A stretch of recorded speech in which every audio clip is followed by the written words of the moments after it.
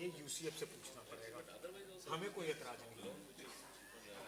उसमें उन्होंने affordable housing में कुछ पार्ट को ओके बोला है, कुछ को नहीं बोला है। तो रविकांत आएंगे कि नहीं, अभी ही इज़ ज्वाइनिंग, उनको मैं पूछ ही लेता हूँ कि उससे हमारे वैसे बेस्ट है। Rohina Gupta is the best person right now to tell this. Rohina Gupta को जानते हो, डायरेक्टर, मैं मिल लूँगा, डायरेक्टर है, इसके बाद मिल लेना। She is the best person to tell sir. अगर हमें कर दूँ।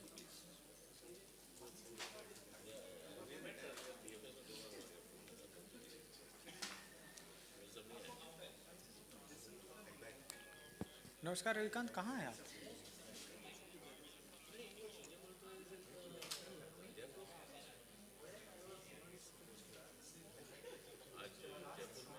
Hello hello.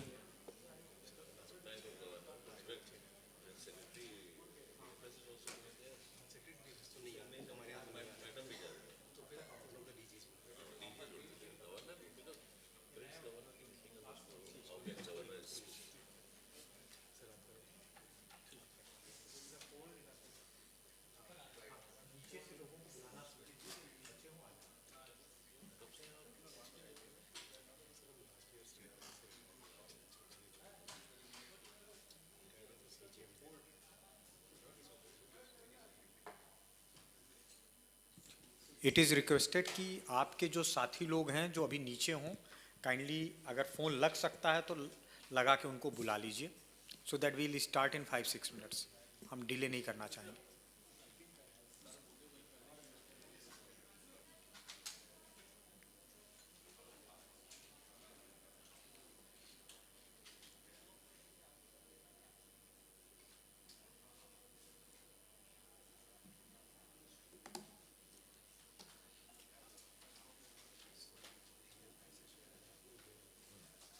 नमस्कार नरेश जी, आप यहाँ पे हैं, कहाँ पे हैं आप?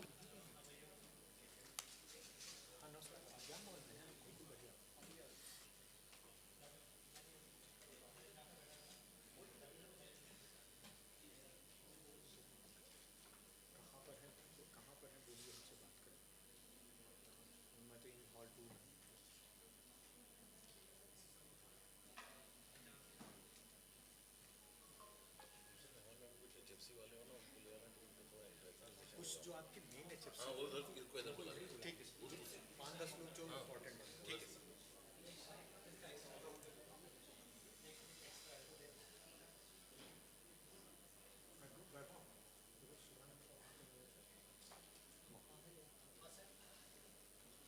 उड़ीसा के आपके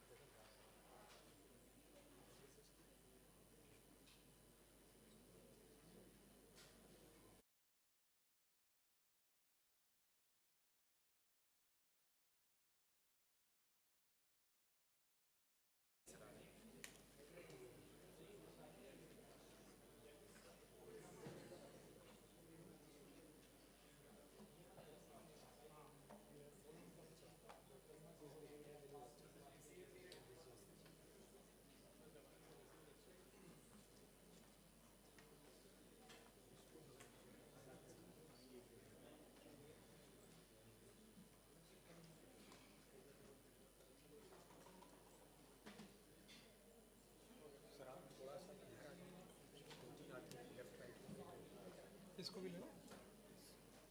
Thank you for carrying it also. Shukla ji, थोड़ा इधर शिफ्ट हो जाइए ताकि उधर वो लोग को स्पेस भी मिले. Okay.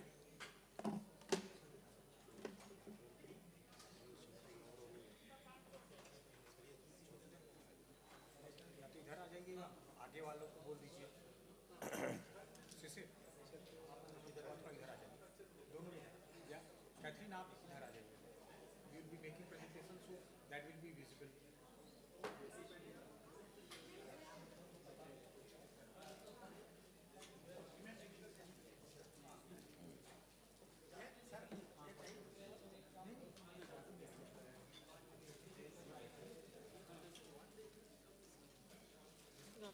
Catherine, sir, Executive Director of Oh, so good. Chennai. Chairman and Managing Director, National Housing Bank. We have loans borrowed from HUDCO.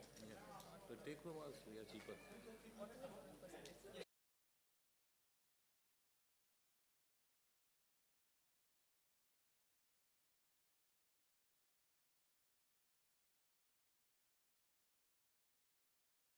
Any housing project. Sir, But we have invested in one of PMAY-FC corporation is in Tamil Nadu Infrastructure Finance Corporation. Yes.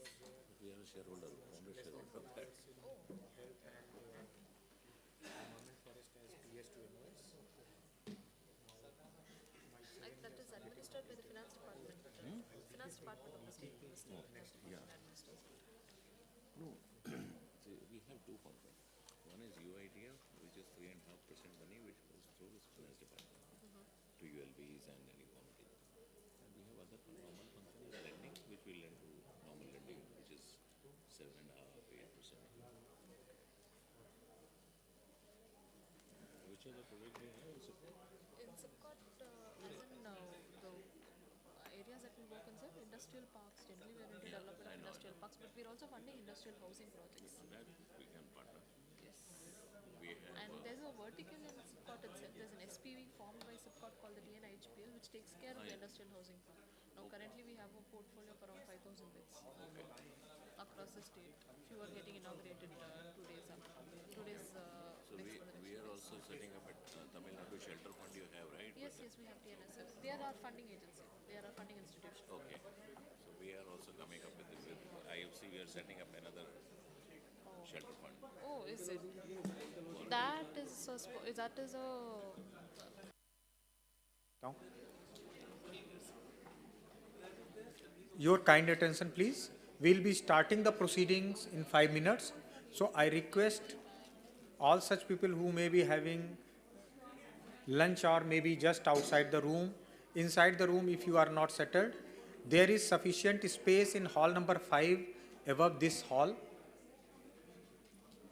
Those who are participating directly in the proceedings should be here in this hall. If you are not participating directly, maybe some of you can take your place in hall number 5. That is sufficient place. I request state mission directors, secretaries of the states, municipal commissioners, CEOs or MDs of housing finance companies, and some people whose nameplates are there to be sitting here. If you don't find a space in the hall, kindly take your place in hall number 5. There is sufficient space available. Because the next session that we are going to take is about rental housing, how to strengthen the retail rental housing ecosystem, and also how to work for industrial worker housing. So this is more of concern to municipal commissioners, to academicians, to some of the, I would say, housing finance companies, but mostly state bodies, municipal commissioners and development authorities. So I request everyone to take your space either in this hall or just above hall number, just above this hall, hall number 5. I also request support team, Gautam, please, whoever is there, either they come to hall 2 or hall 5. We are starting, we don't have leeway of getting late after 5 o'clock. Just as we lost some time in previous session, so there was not enough discussion, two-way discussion. We would like to keep this session just 70-75 minutes and leave out last 25 minutes for discussions from state team municipal commissioners who may be asking different questions from speakers. To begin with, how we are going to do it, we'll have one small presentation, and this time a short one from my side about two issues: formalization of retail rental, and then we'll have a presentation from Tamil Nadu about promotion of industrial worker housing and institutional rental housing. That is something we would like to emulate at all in all states, and then we'll have some interventions from states, Assam, maybe UP, maybe Telangana, about what we are doing for rental, both things. And then it will be more of a freewheeling discussion after that, in which different states who are thinking about bringing a scheme under ARH or bringing state scheme, we can learn from each other's experiences.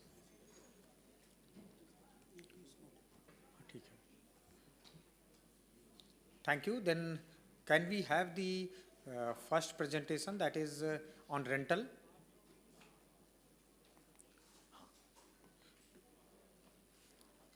Thank you, everyone. Then let me take you to a small journey of 10 minutes and what government is thinking, government of India is thinking, what the issue that in the morning Beniwal sir just highlighted. Very basic concept that for too long a period our housing policy, affordable housing policy has been centric to ownership model. Less of a rental ecosystem support has been there. UN Habitat in its policy guide to rental housing in developing countries long back in 2011 wrote a very right thing. Nothing out of context, but very important. Healthy rental sector should be integral component of well-functioning housing system. And unfortunately, as we have seen that in India in 2011, close to 1 crore houses were closed. On the other hand, there is a shortage of housing. Rent Control Act, like many other countries, in India also mostly came after Second World War, but they have continued till now, and many a time, if we can just say, they introduced distortion in rental housing market. This is the paradoxical situation I was talking about.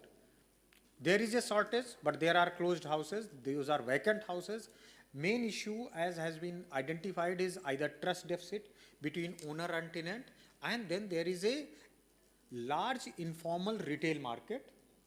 In fact, whole rental housing is at 3 levels. One is formal rental housing, in which construction, etc. is also within the ambit of building bylaws, and the rental is also within well documented, registered maybe. Second one is construction, etc. is as per building bylaws, but the rental is undocumented, many a times to save income tax, municipal charges, etc. because many cities charge higher property tax, higher user charges if it is a rental one. And the third level is where the construction is also beyond building bylaws, rental is also beyond any of the rules and regulations, so it actually ends up something rentals in slums. So there is a significant gap between demand and supply, and there is a creation of informal rental market, which actually hinders investment in formal rental segment. Rental charges are close to 2 to 3% of annual rental value is 2 to 3% of value of the property usually, while to construct it, to operate it, you require a lot of funds, many a times with, please come this side, many a times with fund borrowed at 7%, 8%, 10% or even more. This is what we were referring. In most of the developed cities and developed countries, formal rental market varies between 25 to 50%. In some countries, it is higher. Not to say higher is better, but certainly a certain percentage should be part of healthy rental market. So we need to do something. What? We have to balance housing strategy, requiring ownership as well as a strong rental framework. This 27% of the household are in rental, but mostly informal. 89% of rental arrangements are unwritten. And for many, as was pointed out by Gava sir in the morning, and we all understand, home ownership may not be feasible or may not be desirable also. Lot of us, migrants, students, young professionals, institutional living spaces. Just to tell you something with personal touch, I am a renter. I don't own anything anywhere in the country, and I am proud to live in rental housing, be it government or be it private. There are a lot of people who get into purchase of houses just so that they can have quality housing. We have to break this thing, be it for a worker, be it for a middle income group, or be it for someone who may like to have a studio apartment. That is also part of good rental, functioning rental market. So we had Model Tenancy Act adopted by Union Cabinet, circulated to states. Very few states have adopted. Andhra Pradesh, Tamil Nadu, Uttar Pradesh, Assam, Uttarakhand, Arunachal Pradesh. Among major states, it's only UP, Andhra, Assam and Tamil Nadu. There are UTs of Andaman, Nicobar, Lakshadweep, J&K, Dadra, Nagar Haveli, Daman and Diu, but still it is not adopted. And there is a misconception behind that, that if adopted, it is going to disrupt something which is already existing, while the basic concept of Model Tenancy Act was that new tenancies can be prospective in nature. So that is something states need to think. We can talk about it, how to do it. And going ahead with this, there is something more we can do. Then the second part, rental housing as part of public initiatives. Be it a scheme, as we did under PMAY 2.0, this is just some examples. Then converted into affordable rental housing vertical of PMAY 2.0. But issues persist. We all understand this thing. One of the major things is security deposit. Something, if someone goes to a particular market, security deposit is a well-functioning system. And a lot of funds are logged because of this. Tenant gives it to landlord or some escrow account. So we need to have a balanced framework, either through state adopted modern rental law, or can we think about something more? So here is something I would like to say. Can we have regulatory intervention at pan-India level and parallelly create digital public infrastructure by leveraging technology to integrate information? Just as Model Tenancy Act also requires, also asks to have a housing repository, having a housing exchange. Real thought here I am proposing is, can we have a rental housing exchange whereby registering on it, both the renter or the homeowner can have something, some benefits, tax benefit, property tax benefit, maybe GST. GST is something formal rental में आज के दिन में बहुत ज़्यादा है. So can we provide that? And by doing so, can we formalize the retail renting activities that happen. So there can be different registries. We are thinking about the technology, how it can be used, what can be, how interactions can be between all the registries, and can it be automated? Because today in most of the rent control codes, the real issue is only advocate not being present, or I have paid the rent through some check, he has not accepted, the landlord has stopped my services, tenant is not paying. Such things which actually are not true, but they just create this distrust between homeowner and the person living on rent. So this is something right now MOHUA and NHB we are working. We are also working on providing a legal framework, since MTA has not been adopted by most of the states. This is technical, this thing. I am not going to right now into it. I just want to have your attention that this thing is possible. This is very much possible. Just we need to give two guarantees. One to homeowner, that when he wants to get it vacated on expiry of the rental term, it should be vacated without any dispute. And to the person who is on tenancy, that he can enjoy the premises as long as he is meeting his part of obligations, and there cannot be any space for extra constitutional, extra judicial or extra legal ways to handle the situation. We can have the DPI exists today. Our urban local body records are available. Our Aadhaar database is available. The property registrars have all the data.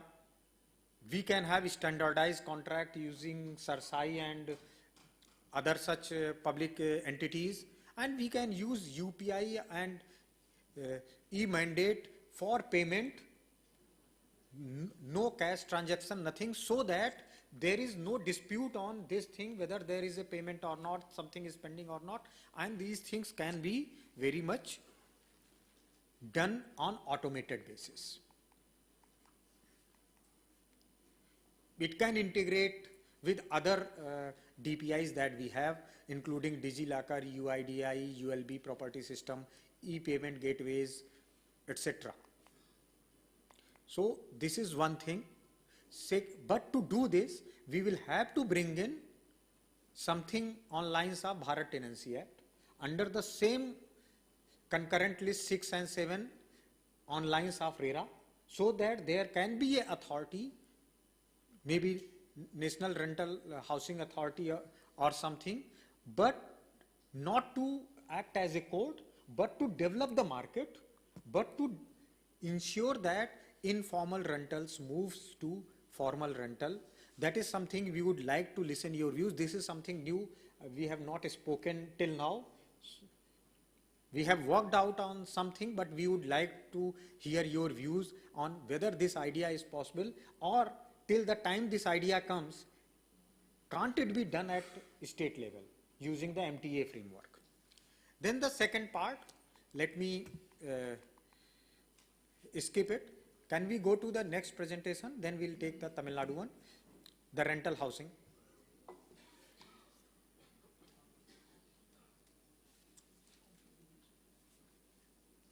You don't have? दो presentation थे, session 2. अगर नहीं, so आप तब तक करिएगा. What we'll do? Kirlo sir is with us from MD Sipcot. Catherine is also here. I want to show you something. We have ARHC, we have affordable rental housing. Now there is a lot of traction from different states, but in model 2 of ARH, all the houses which have been completed till date are in Tamil Nadu. So instead of me saying that, me making a presentation, I want you to ask a question from Tamil Nadu team, what are they doing, because of which a lot of rental housing is coming in Tamil Nadu. So let me request Catherine to make this presentation. so that all of us understand, and also give us what are the institutional mechanisms, what are the funding mechanisms, and what are the policy interventions which state government is giving, policy incentives, so that more and more industrial housing is coming up. A very good evening to one and all. Thank you, Jay sir, for your kind words. A very good evening to all the dignitaries here, secretaries and the higher officials from various states, academia and other representatives. So I will answer this question in a quick video. Can I have the video played first before I go to the presentation?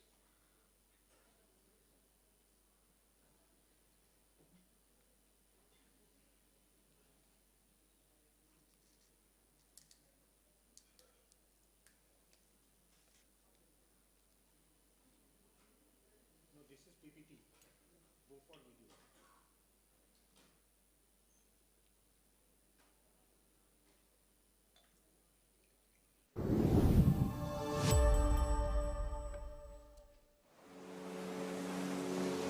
Tamil Nadu is a land of diverse landscapes and culture with top manufacturing industries, skilled workforce, educational hubs, accessible water resources, agricultural ecosystem, infrastructure, and urbanization. One of the main pillars of Tamil Nadu's industrial ecosystem is State Industries Promotion Corporation of Tamil Nadu Limited, SIPCOT, founded in 1971. In 50 years, SIPCOT has developed 40 industrial parks, including 7 special economic zones spread across 40,800 plus acres in 20 districts. With 42% of India's women workforce working in Tamil Nadu, SIPCOT strives to develop an inclusive, safe and secure housing for women. SIPCOT has already constructed housing facilities for the workforce in different parts of the state in Irangattukottai, Sriperumbudur and Tirupur, and now through TNIHPL, SIPCOT is developing housing facilities at Siruseri, Shoolagiri, Irangattukottai, Gangaikondan and Cheyyar. Believing in Tamil Nadu's excellent business ecosystem, Foxconn has chosen Tamil Nadu as its investment destination for its vast manufacturing unit with 40,000 employees. Joining hands with global major Foxconn, SIPCOT has constructed a mega industrial housing facility which will house 18,720 women workforce at SIPCOT Industrial Park Vallam Vadagal in Kanchipuram district.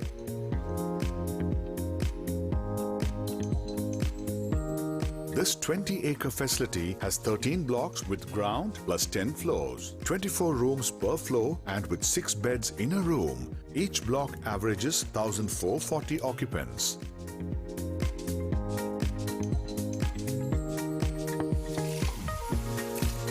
Built at a cost of Rs 706.5 crores, this integrated facility has rooftop solar panels, exclusive substation, dedicated 100% power backup in each block, exclusive wash area per floor, dining area, RO water plant, water dispenser, CCTV, fire safety, solid waste management, sewage treatment plant, stormwater drains, rainwater harvesting system, roads, and will have indoor and outdoor play area, park, gardens and open gym.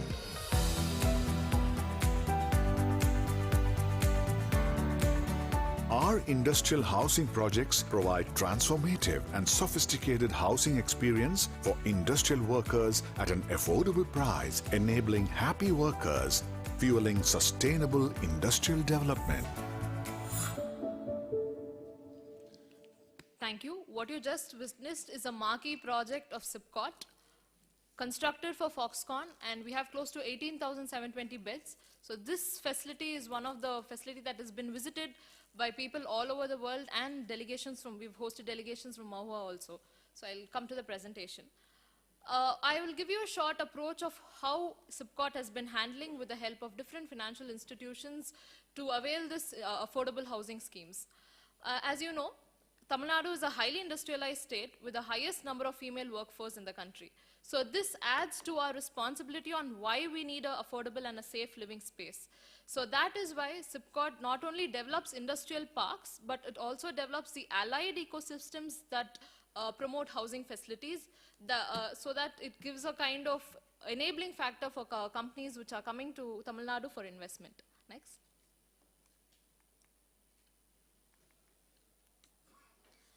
These are different stakeholders that we have. So in the state of Tamil Nadu, there are different entities which are involved in this housing facility.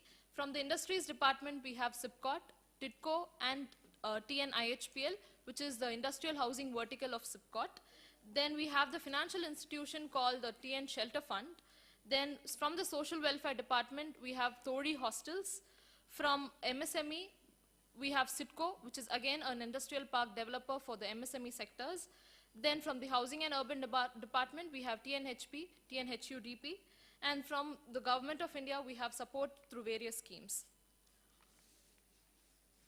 The primary challenges that we have addressed, we have found during implementation of this project is the economic constraint. So considering that the project is catering to a diverse sector of people, affordability is a key factor. And in projects like these, there are limited cash flows. We might face constraints in getting loans from financial institutions. So these are the constraints which we are trying to work around with. Coming to the different models, on the type of utilization, the state has analyzed different models for developing these housing facilities. The first one is a captive demand. Like the video that you saw, it is a captive demand of one particular company, and the state has facilitated to the needs of that company.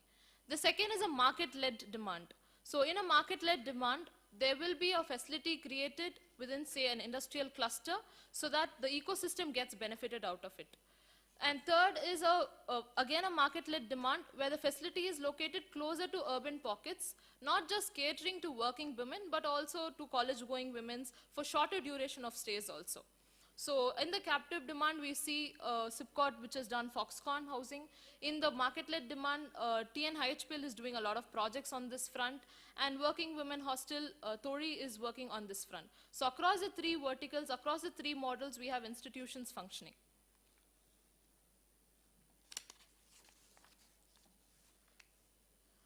In the captive demand, we have three major projects that we have done. The first one is what the video that you saw. It's a facility built for Foxconn at Vallam-Vadagal.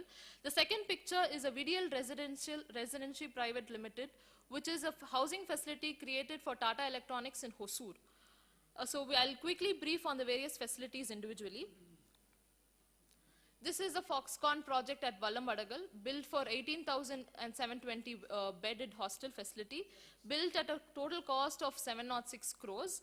And this was availed with and we have availed ARRC support of around 37 crores, term loan of around 498 crores, and Tamil Nadu Shelter Fund of around 100 crores. So the agreement between Foxconn and SIPCOT is this.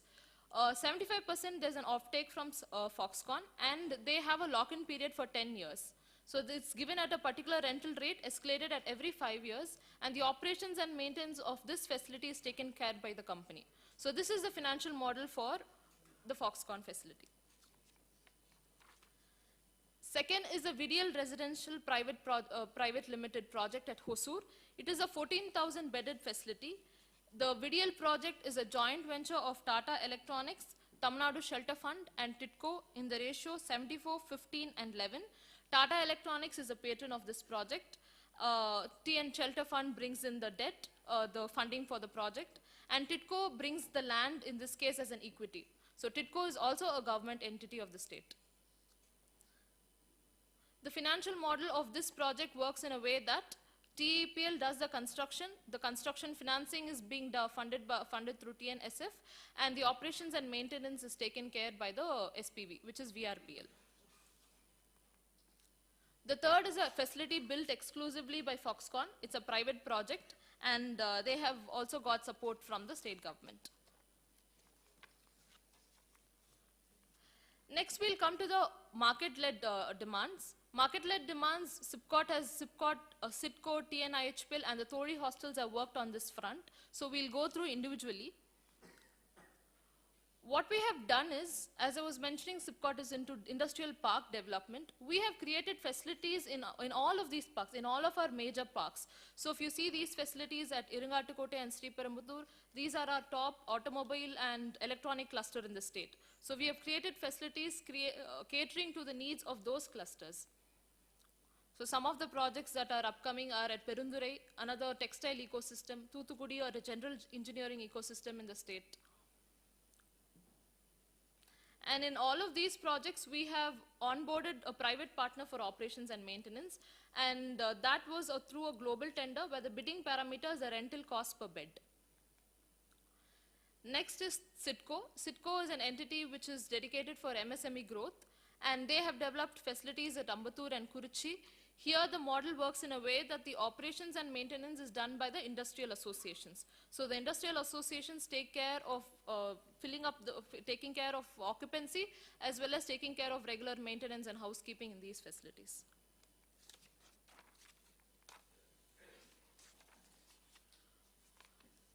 This is a facility, this is a SPV that I would like to talk about, the Tamil Nadu Industrial Housing Private Limited. This is an SPV formed by SIPCOT. So having known the need for industries, SIPCOT decided to form an exclusive entity to work on industrial housing projects. So this is a 49% SIPCOT, 49% TNIFMC, and another 2% by a private company. So TNIHPL is an SPV formed for developing of industrial housing facility, and currently we have close to 4,000, a stock of close to 4,000, and another 3,000 in the pipeline. And these projects are spread across the state, located within the SIPCOT parks. So these are the pictures.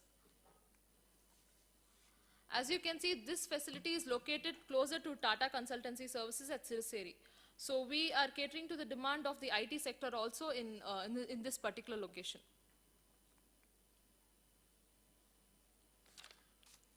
Alternatively, SIPCOT has also done some construction with regards to, with the help of CSR support. SIPCOT itself is a corporation. So with the help of CSR, we have constructed few facilities at Tirupur, which is being handed over to the Social Welfare Department, and that in turn is being given to the industrial associations. Tirupur being a textile cluster, that is being given to the textile clusters there. The Tori hostel is something, another major highlight and another marquee project of the government of Tamil Nadu is the Tori hostel, also found mention in the economic survey. This is a welfare project from the Social Welfare Department, where the land is free of cost because it's from the government, and the support for funding is got from the Tamil Nadu Shelter Fund. These are spread across the state, and these are almost 100% full. Most of these facilities are 100% full. All these facilities offer world-class infrastructure like AC, Wi-Fi, and housing, dining, crush, and I think a lot of women prefer staying in these hostels, and these are also closer to city centers. So this is also one of the successful projects that the state has undertaken.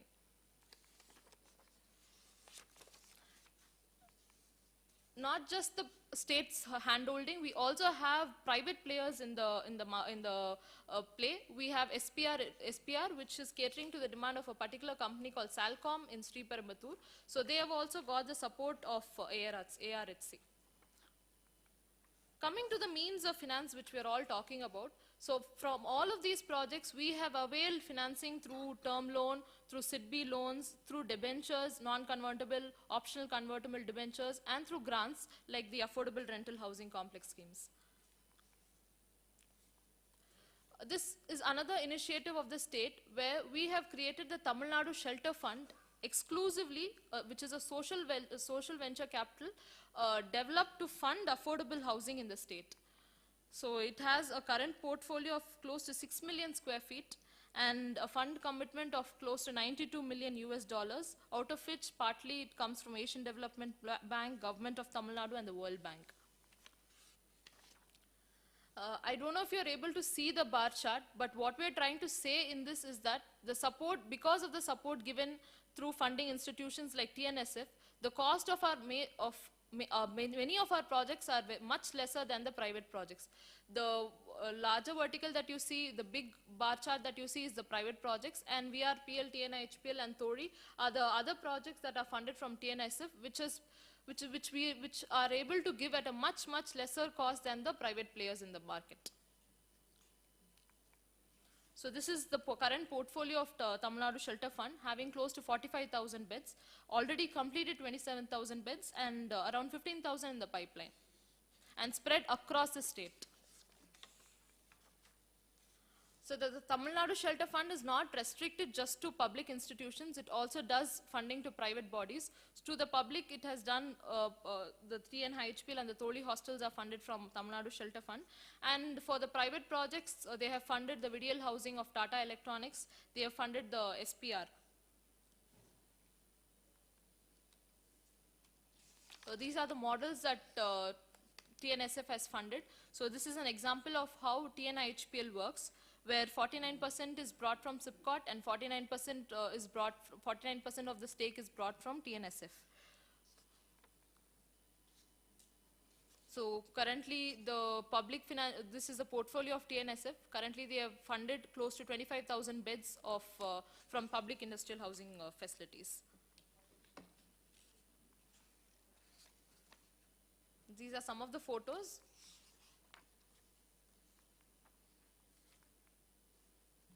This is a facility that will soon be taken up by Tata Power Solar at Gangaikondan at Tirunelveli district. It is an 870-bedded girls' hostel. It is right opposite their facility, right opposite their manufacturing plant at Gangaikondan SIPCOT.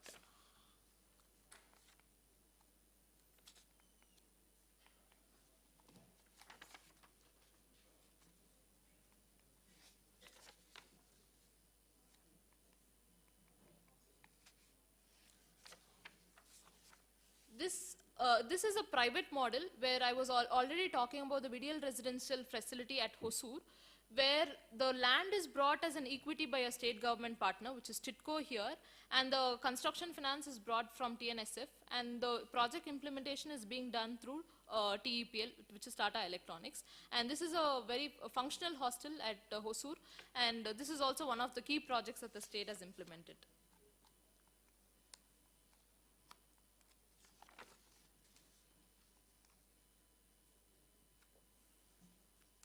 This is the Tori hostel, done through Social Welfare Department, where land is a grant and the construction finance is brought from TNSF. These are some of the photos of the Tori hostels spread across the state. They are present in close to 19 districts. So this is how the room looks like, and it is all fully furnished. So some places have a small kitchenette. Some hostels have creche facilities also. So I would like to summarize on the financing part. There are 4 models. If we have to put everything together, there are 4 models with regards to the financing part. One is a government-sponsored hybrid model, like how SIPCOT works. Second is a public SPV-led blended model, like how TNI HPL works. Model 3 is a private SPV with a land partner from state, like how Vidial residential project works. And model 4 is a purely public SPV, like how Tori works. So we have tried experimenting with all of these 4 models, and it has worked across different verticals. So model 1 has worked in a captive demand model where Foxconn has taken up the entire facility and the state has funded the construction cost, and we have gotten an assured demand from their side. Model 2 works when many companies in that ecosystem want few beds for their employees. So model 2 has worked in that aspect for us. Model 3 has worked in an aspect where land becomes very expensive. In that case, land can be given as a contribution from the state, and the private partner can bring on the construction and bring in the occupancy. The last part is more of a welfare model, where these are this is located in city centers, catering to the needs of a diverse sector of people. So we have experimented with all of these 4 models, and we have worked. It has worked best for us. So this is all the 4 models in detail.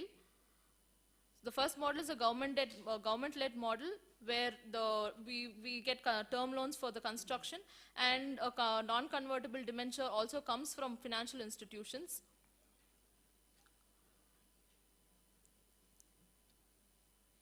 The second, first is a government-led model where the term loan comes from the external banks.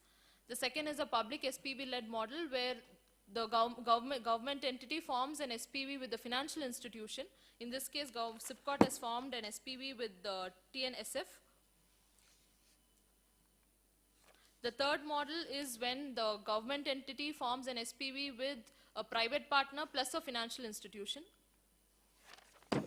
The fourth model is a purely government-owned model. So these are the various acclamations that we have received from institutions like World Bank, ADB for the projects that we have implemented after they are making a site visit. So with that, I would like to conclude. Saying that Tamil Nadu has worked on the investment ecosystem involving all stakeholders, involving people across financial institutions, private, government, and non-government sectors, and that is how we are able to deliver on it. And I'll continue to look forward to the support of Mahua for funding of other projects. Thank you, sir, for this opportunity. Thank you, Catherine. Very well-made presentation. Sir, would you like to add something? No. Okay. Sir, then that brings me to a point of saying I don't need to make the presentation which I wanted to do. I would like to add just 2 lines on this. Government of India is planning to bring a scheme which is beyond ARH, which gives only for industrial worker dormitory kind of accommodation, gives more of VGF. That means the subsidy rate VGF would be higher. But to take benefit of that scheme, every state needs to do something which is beyond our scheme model, PMAY or industrial worker housing scheme model. We can give more of VGF, we can give more of subsidy, but it will succeed only if there are right kind of conditions in the state as part of your own state policy and in your own state infrastructure assets. So that brings me to 2 questions. One, we target as ministry that by whatever means we should be having, not from ministry, but we as a country should be able to construct and operate at least 5 lakh beds in next 5 years.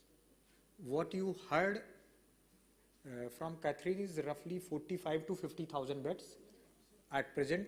That is one state. So how can we replicate it? Where can we replicate it? And how can we increase its availability to ensure that in 5 years we can have 5 lakh beds? That is one. There are certain states which are usual suspect in positive sense, where this can be achieved, where industries are there, industrial parks are there, whether state funded industrial park or DPIIT funded industrial park with plug and play facilities. Then there are states where big industries are offering or rather bringing their own big factories. It could be Madhya Pradesh, it could be Telangana, it could be Assam. अब इसकी जरूरत नहीं है, ये presentation आप हटा दीजिए. The presentation had only these models along with what could be the funding mechanism, what could be the amount of fund that can be given as subsidy. So amount of fund as subsidy only determines the viability of a particular project. It does not radically change whether projects would be available or not. So coming back to my question, so in usual suspect states where more and more industries are coming because of their industrial policies, can we provide such rental industrial worker housing for companies which may be involved in IT, which may be involved in textiles, which may be involved in logistics, where workers, today if you see, a lot of workers go to Gurgaon's Millennium Park. Every morning there would be buses plying from some nearby villages, some 15 to 20 kilometers. Companies are funding the buses which bring the workers to the factory and in the evening drop them. But from urban side, from urban planning side, can we provide such facilities near our own plug and play parks, our own industrial parks, which will reduce our dependence on bringing workers from faraway places. That is one. Two, as more and more women go into work environment, we need more and more such hostels. The experience from Tamil Nadu would testify it. These are more popular in case of working women than for male workers, because a lot of women can afford and think about coming to work in factories 100 kilometers, 150 kilometers away from your places, their homes, their villages, if there is a good quality living condition available. That is the second part. Third part, as we target more and more exports from India, it is one of the basic conditions, particularly in US market, Europe market, UK market. That is European Union market, UK market, US market, Japan market. The four major importers from us, particularly in textile and now for electronics. Worker condition is one of the ESG safeguards, environment sustainability guarantee safeguards.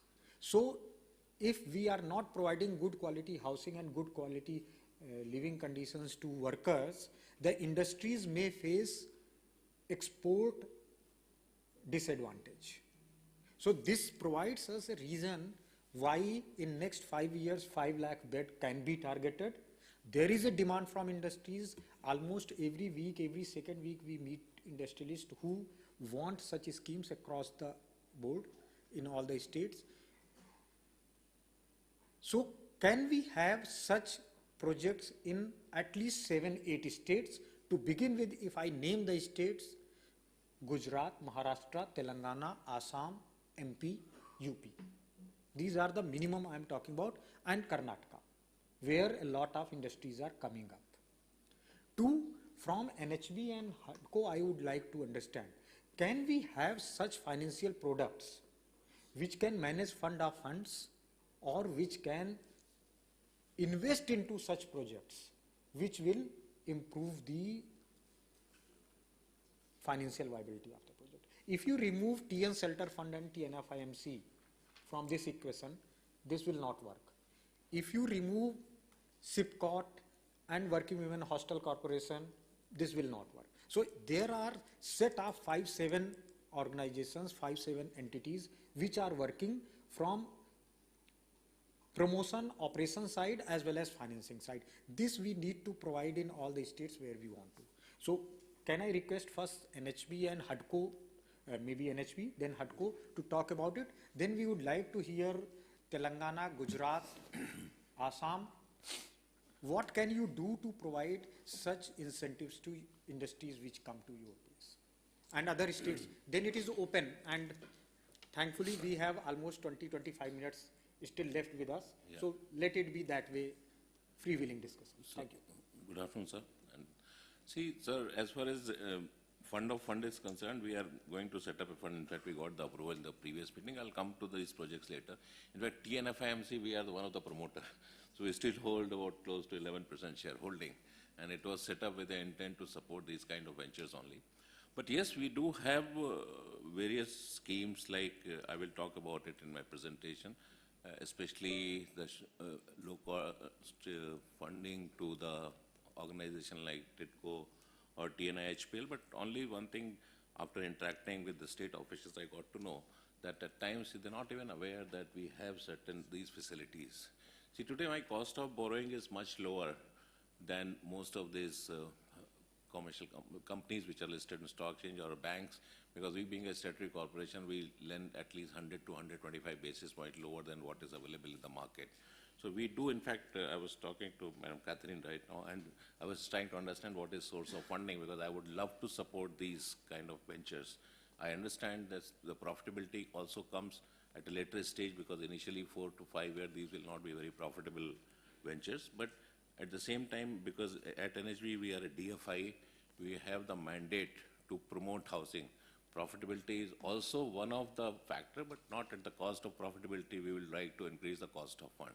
So in fact, we'll be more than happy to support and assist any of the states which come forward to us for any kind of financing or debt or any instrument in the form of SPV. And the fund which we are setting up on AIF, that will be operational in next 3 to 4 months' time. Thank you. Thank you. Then maybe if we have time for presentation, we'll see later. Yeah. Or in the third session. We can take HUDCO, then Telangana. Maybe AP TITCO can respond to that. And then we'll take Gujarat before coming to other states. Good afternoon, sir, to all. So at the first instance, I would like to congratulate Government of Tamil Nadu for such a wonderful work, especially doing such a kind of hostels. HUDCO is a 50% company. We have been associated with housing and urban development. Especially earlier, we have funded number of schemes, especially working women's hostel and all. We have a good expectation there, sir. We'll be very happy to associate. We have been funding at a very nominal rate of interest, these kind of social welfare schemes. So we can work out some product along with NHB, sir.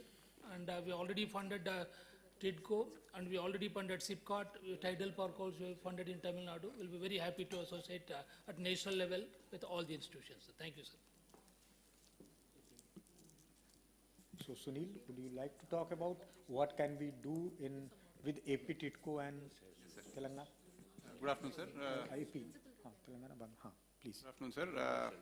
After the exposure visit arranged by Mahua, sir, we have visited Tamil Nadu a couple of months back, I mean 6 to 7 months back. We got inspired by the work they have done, sir. Actually, the scale of the operation and everything, and we thought AP now is industrializing at good pace, and a lot of industries are coming up. So we have briefed the same to the highest authorities, sir, and CM sir also gave us the instruction to come up with this industrial housing policy. So we are in this almost finalizing stage of this industrial housing policy, sir. So one of the incentives we are proposing is similar incentives for affordable housing, whatever we are giving, and some relaxations with respect to the statutory fee that they are paying. So that we are going to relax for them also, sir, for the rental housing as well. So the mandatory reform doesn't mention about the rental housing, but we thought we'll extend those reforms to the rental housing as well. So that is one of the proposals we have, sir, and along with that, some waiver of certain statutory fees that they're supposed to pay. We wanted to make it more viable for them, because the study we did, anything more than 3,500 will not be viable for the rental house, but the construction costs and others are making it costly for them. So we thought we'll make it more viable for them. And second thing is certain reforms with the APIC as well. APIC is the industrial park owner in the state, so they have lands available in all the industrial estates, sir. So we have already identified all the vacant lands available in the existing industrial sectors, industrial clusters, and majorly there are 6-7 clusters where a lot of industries are coming. Tirupati, Anakapalli, there are Sri City, Krishnapatnam Port. There are certain spaces where already a lot of industries are coming. So the lines are already identified for this purpose, sir. So in the policy as well, we are planning to incorporate a provision for lease from APIC at a very concessional rate, not a allotment, but we'll provide the land at on a lease to the private players at a very concessional rate. That's the plan, sir. And also to unlock the existing allotments also, there is a provision to enable them to sublease it to for rental housing. So there are already allotments done to some industries, but there are vacant lands among them. But the conditions, existing conditions of allotment will not allow them to sublease. We thought we can relax them for the purpose of the industrial housing. So these are still the deliberations are going on, sir, but very soon, maybe in a month, we'll come up with this policy, sir, for industrial housing. So this is the plans of now, sir, and we have done a study with agency called FED. Their estimate of demand for by 2030 for the projects that are already approved in the last 2 years itself is about 4.8 lakh beds in Andhra Pradesh. So at least we plan to meet at least 50% of the demand by pushing the private sector majorly, sir. CM sir has clearly said that state cannot do beyond a scale. So giving more incentives, and if a state loses a rupee through these incentives, it should create an asset worth 10 rupees. That's the idea. So we are majorly pushing the private sector towards this side, sir. So we are in that discussion, sir. We'll share the first draft with Mahua once it is ready, and we'll take your input, sir. Thank you. Thank you, Sunil. From Telangana, Gautam, would you like to come in? Sir, good afternoon, sir. Sir, regarding industrial worker housing, actually our TGIAC, Telangana Industry Infrastructure Corporation, has come up with an industrial worker housing policy as well. So going forward, sir, in any industrial park, earlier only parcels were allocated for the setting up of industrial units. So now 10% of land will be set apart for industrial worker housing purpose. So industrial residency part in the industrial township, sir. So, as of now, sir, there is a textile park, Warangal Mega Textile Park, which is being partly funded by DPIIT also as a brownfield park. So there, a company called Young One, so they are, about to commission the unit, and around 50,000 labor forces involved there, sir. So it is a good potential site for industrial worker housing. And TGIC is coming up with a Bharat Future City as well, just on the outskirts of Hyderabad. So where a large chunk of land is ready for allotment for industrial units. So there also residential layouts are being marked. So we are in deliberation with TGIAC, sir, Housing Board in collaboration with TGIAC. We are just working out the modalities on who will implement this scheme and how the subsidy will be taken, etc., sir. And further any announcement by Mahua on the viability gap, etc., that will clear things up, sir. Thank you, sir. Thank you, Gautam. I would just like to remind about one thing. You may have observed about Tamil Nadu. It's a seamless cooperation between different departments. That is what Kirlos sir and Catherine would also tell. If we ask our TN Habitat Board people, they also know about all the schemes, and they keep on talking to each other. Where is the requirement? Actual requirement comes from where industry is coming. The purpose is being served, that is of urban development and cities. But the work that needs to be done is by everyone. So if you want to do it, then at state level, industry department, urban department, maybe at some places finance has to come together, sit together and think about institution. It cannot be either one department taking the lead and doing it. Everyone has to come in there. Gujarat, Bhavin, because Gujarat has very peculiar policy, incentives on worker housing and industrial park is given only if it is in the very backward area, backward states, not otherwise. And in fact, in our analysis that we did about all the industrialized states, I would say, industry-friendly policies we found in Maharashtra and Gujarat, but least friendly to workers policy we found in Gujarat and Maharashtra. So that is something urban and industry need to sort it out. While you are having a very good policies to accommodate industries, but you don't provide good incentives to help them providing worker housing. So what can we learn from this experience, and what would be your requirement? If we say, suppose you have to have 1 lakh beds for different industries across Gujarat in next 4-5 years, please. Definitely, sir. We have taken your observation and we are make one policy. We are initiated in 2026-27 budget provision. We are budget provision conduct 100 crore rupees for the NAMO ARH rental housing policy. We have launched this policy in last 1 month, sir. And we are state initiated our 75% we are giving grant as per the construction cost, and 25% grant giving from the ULB, sir. Also, we are provide free of land, sir, to the make this unit. We are also compulsory FSI, more space FSI, also single window system approval, and जो भी sir requirement है environment clarity और whatever he has want to NOC लेनी पड़ती है, वो सारी NOC को हमने single window system से उसको देने का provision इसमें डाला हुआ है sir. So basically हमारा target इस तरीके से sir elaborate भी किया है कि industrial department, social department, health department और urban department तीनों एक साथ प्लेटफॉर्म पे ही बैठ के वो सिंगल विंडो से सारे प्रोजेक्ट के इनिशिएटिव ले एंड वर्किंग वुमेन्स के लिए बेड टाइप हॉस्टल हम लोग बनवाए सर. सो हमारा टारगेट ये साल के अंदर करीबन 50,000 डोरमेट्री बनाने का है and I am ensure you कि इतने हम लोग डोरमेट्री बना देंगे sir. In Ahmedabad and Surat we are pilot taken 2 cities sir. Thank you sir. Thank you. Maharashtra, you want to say something? Yeah, please. Sir, in Maharashtra, we had an MOU with the Industries Department, and in Maharashtra, in every industrial township, they are having reservation for residential purpose. So there are 2 industrial zones, one at Chopa near Ahmednagar, and one is at Buttipur in Nagpur. So these 2 projects we are likely to take on first priority. Or the model would be there will be SPV between Industries Department and MHADA, and we will construct the tenement putting MHADA money, and land will be the equity of Industries Department.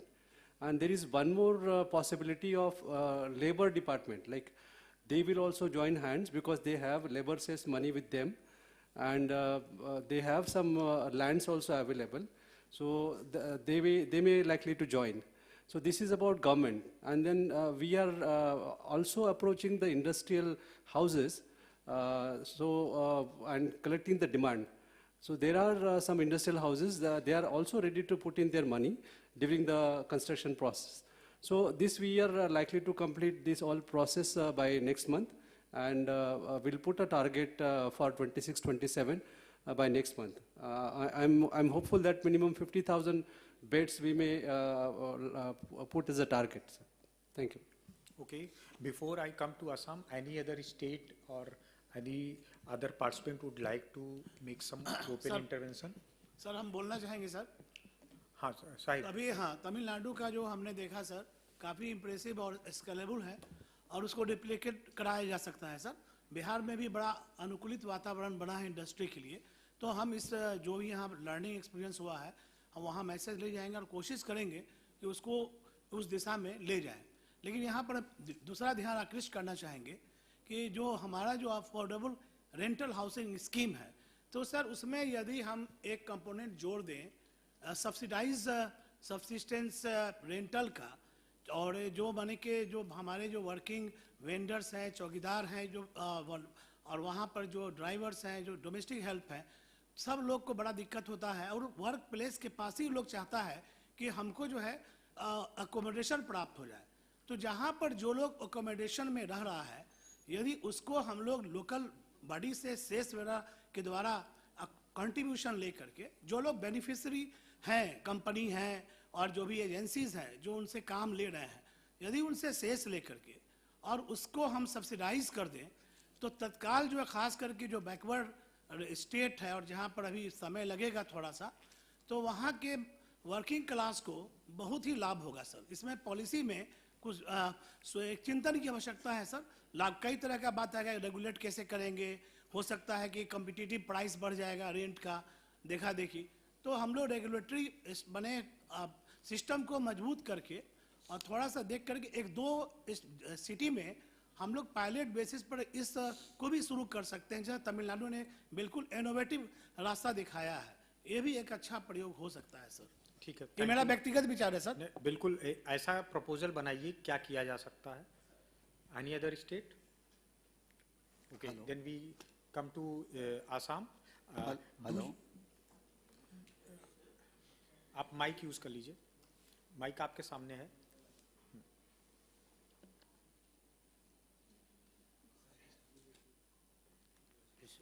respected sir and my colleagues. Actually, we have also started on the working women hostel, sir. It's costing 142 crores, and it has a capacity of 864 beds. And this is done with Tata. And we have made a presentation which my deputy director will present. We don't have time for presentation. We would refer अगर आप ऐसे ही बता दें. So, after hearing from Tamil Nadu, we are like we are in a very nascent state regarding rental housing, but still we have Assam has an experience in providing public rental housing, and we have around 2,300 rental units in Assam. But we are taking Assam is taking the approach of redeveloping our existing assets and digitizing the management system, and also trying to make these households financially sustainable. And one of the regulatory reforms that we are considering is that we have notified the Assam Tenancy Act in 2021, and presently NIC Assam is developing a web portal. And this is expected to facilitate the landlords and the tenants in developing the tenancy agreements, and also it will be kind of a sorry, it will be kind of a repository of the tenancy agreements, and it will help us in making informed policy decisions. Also, we are trying to generate automated alarms for expiry of tenancy contracts, and we are also moving towards we are trying to consider public verification, police verification of the tenancy agreements that will be done through online only. So this is the present scenario. Apart from them, we are also trying to develop rental housing women hostels in Jagi Road and Tata Semiconductor facility. Along with them, we are doing that. What are the incentives you are giving to any private industry or any working women hostel or industrial worker hostel from state point of view? Do you treat that as a residential activity for purpose of water and electricity or not? That is the first and foremost, because that increases, if you treat that as a commercial activity, it increases the cost per bed by 1,500. So what is your treatment of water supply and electricity for the worker housing complexes? The arrangement has been made, sir. Do you treat that as a commercial activity or residential activity for purpose of electricity? We will be treating it as a residential. So that is one part. Okay.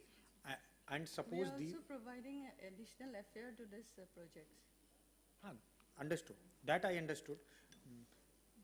My purpose, why I am asking this, maybe for all the states, maybe you can highlight. One, how do you treat these worker housing projects if they are in urban local body areas? Because urban local bodies charge property taxes. Outside urban local body in development authority areas usually don't have property taxes. So that tax, first of all, do you treat this project as a commercial project or as a residential project?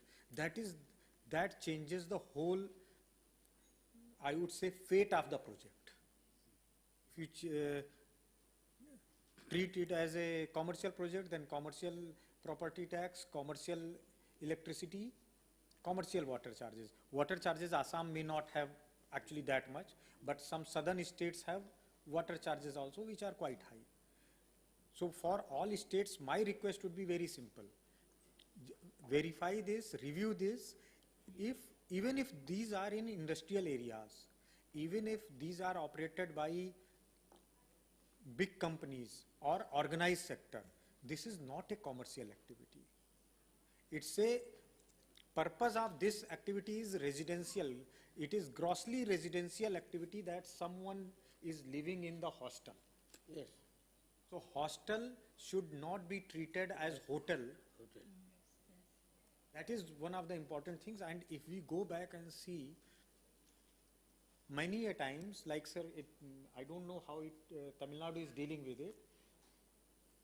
Suppose some industry is making its worker hostel within the overall factory premises. Not exactly factory, but overall its land, where they are getting HT lines. So they are being billed at source level from the transmission company or power generation company at commercial rates of electricity. So how do we discount this uses by worker hostel, this electricity uses at residential rates?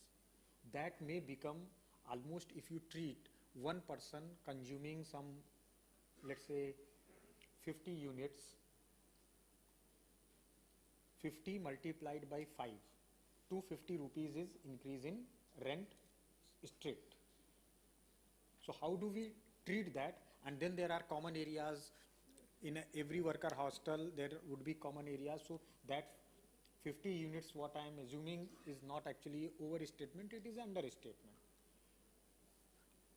One of the analysis done by us tells that if you keep water, electricity and property tax in check as per residential activity, you can reduce the actual cost by 1500 to 2000 rupees per person per dormitory bed. So that is something all of us have to think. Why I am saying this? Because in slums, none of this is a cost. You don't pay for premium FSI.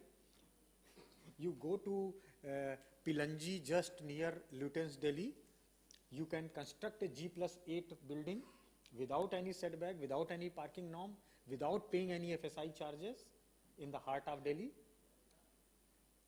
You can rent it out without paying GST, without paying income tax, and electricity is domestic. So that cost, Catherine told 2,600 something per bed. Actual cost of operation would be higher, something like 4,000, 4,500.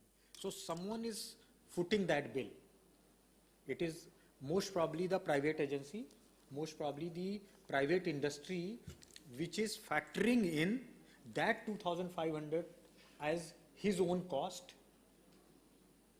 The person who is operating, he is footing that bill and maybe getting funded from the parent industries or parent organizations. So why we have to put the rental at 2,600, 3,000? Because that is the upper limit. You cannot go beyond that, while the cost is slightly higher. So if we can bring down that cost also, then our rental complexes can compete financially with slum rates. And once they start competing with slum rates, then there would not be any slum. Because then people will think, okay, this is also available at nearby place, cost is not high, people will also shift to such rental housing, and companies will also like to operate rental housing rather than letting their workers live in slums. So that is something important area. And as we come to close, I would request that we keep planning for such worker housing, such rental housing in a manner that we reduce the cost for the operator to operate it. That is our limitation. 3,000 rupees, 2,500 rupees. Anyone who is getting 15,000 to 20,000 per month salary will not be able to pay more than that. Otherwise, like Tata experience tells, suppose they charge more than 4,000. People say, okay, we'll come from nearby village, I don't need house. So that limitation we have to think. We have another 5 minutes before we close, and I invite Kirloss sir to set the ending remarks. Any other interventions we will welcome. No? Sir, floor is yours. Just declare the Okay, please, Chanchal. Thank you, sir. Sir, I just have a few experiences from Bhubaneswar, sir. And it was actually our team had also visited Tamil Nadu only, also in the last couple of months only, and their industrial housing. That is really very remarkable, sir. Sir, I have a few questions also and a few experiences with respect to Bhubaneswar. Sir, in the development authority area, there are some pockets where these industrial clusters come up. And they have, these industrial clusters are not located completely inside the town. And the model of working women's hostels, sir, initially it was also funded from the Ministry of Women and Child Development also. So that has also been utilized by the Odisha government by their Industrial Development Corporation, IDCO. And secondly, sir, like SIPCOT, sir, they have in Odisha also, sir, the Bhubaneswar Development Authority regulations are accepted and implemented by the Industrial Development Corporations also, where 10 to 20% of the industrial development land is also earmarked for affordable hostels. So the benefit there definitely is that because Industrial Development Corporation townships are normally serviced lands and they are mostly government lands and at industrial policy rates. So they are good projects where the kind of policies that you mentioned to create more number of industrial housing, especially for dormitories, would be useful and it will be helpful also. But sir, when we come to the city, sir, today the government is also spending a lot of money in infrastructure, and we are talking about economic regions, where the real estate are also being a major industrial partners. Basically, real estate themselves are in industry, and apart from that, sir, there are many other commercial activities which come up as soon as the city grows. So while we are talking of dormitories, there is an equal requirement of huge number of construction workers, the sanitation workers, the huge number of public institutions in the form of hospitals and their nurses, attendants and other housing. So they cannot be given dormitory everywhere.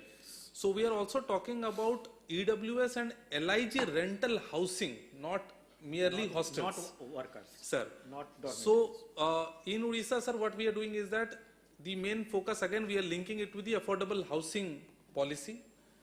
So there, sir, as you said, sir, our policy is also where all these residential things are taxed at residential rates only. And in fact, sir, many of the provisions that we saw in the affordable housing segment, like more than 3,000 square meter, there is a shelter fee invoked. So Odisha government is much stricter before that, sir. More than 2,000 square meter, the shelter fee is invoked. There is a 100% FAR relaxation on affordable housing projects, and there is additional 100% FAR given as a TDR for these developers who are creating additional infrastructure. So all these affordable housing, sir, there is a certain percentage being earmarked only for the purpose of rental housing, because sir, that is how the social dynamics also work. Suppose there is a hospital and there is a particular district from where these nurses or the families are coming. So everybody cannot be eligible to get an affordable house under PMAY. So, but the kind of activity that is going on in that area would only be pulling more families from that particular region of the state.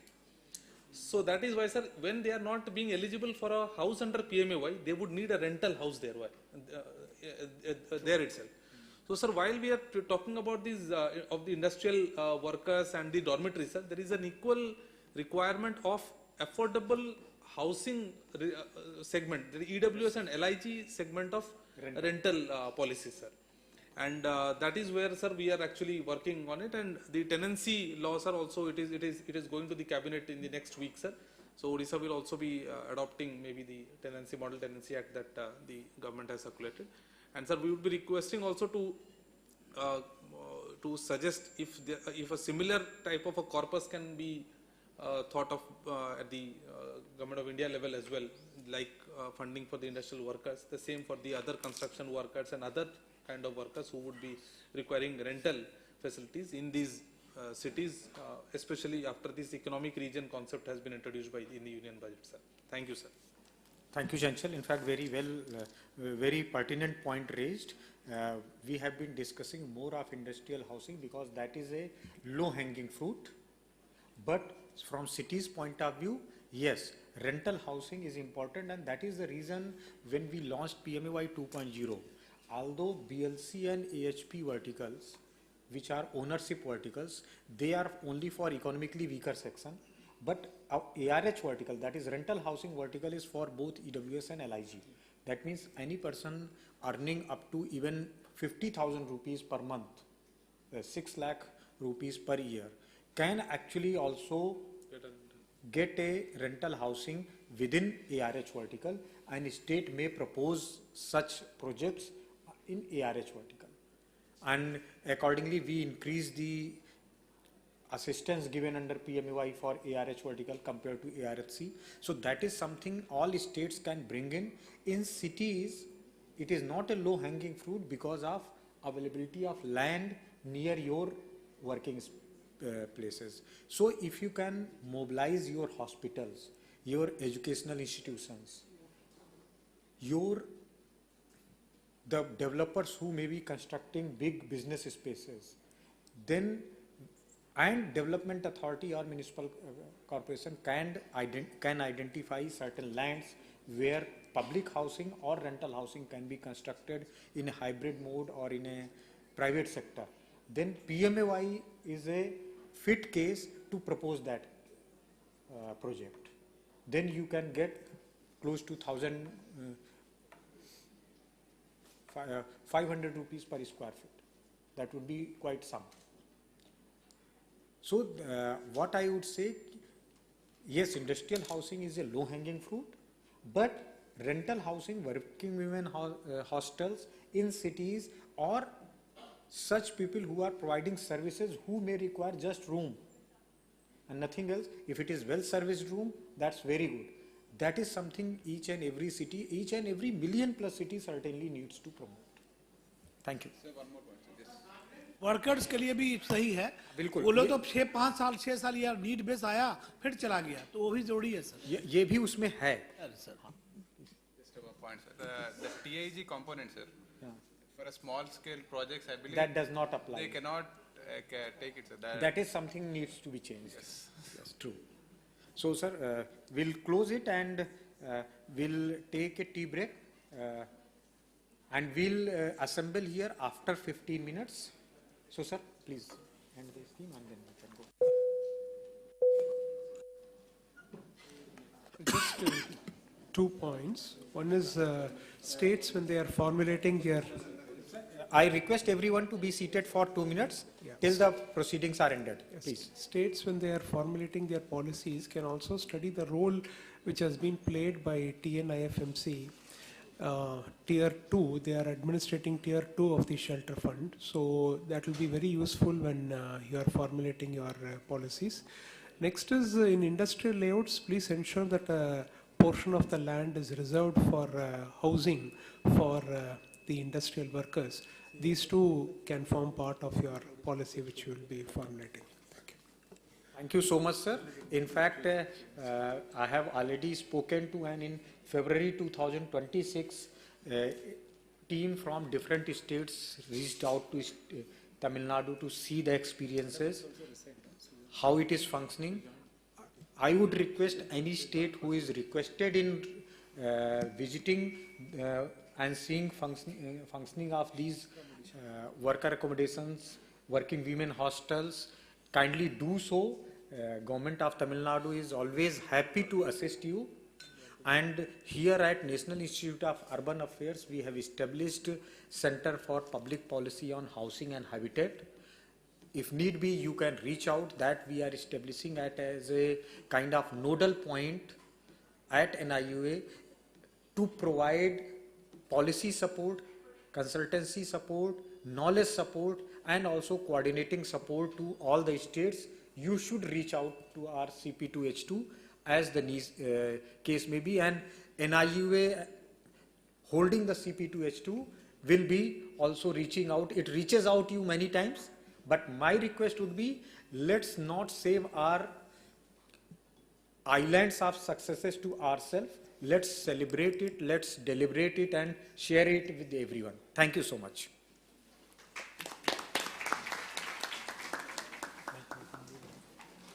We'll assemble here only after 15 minutes or within 15 minutes.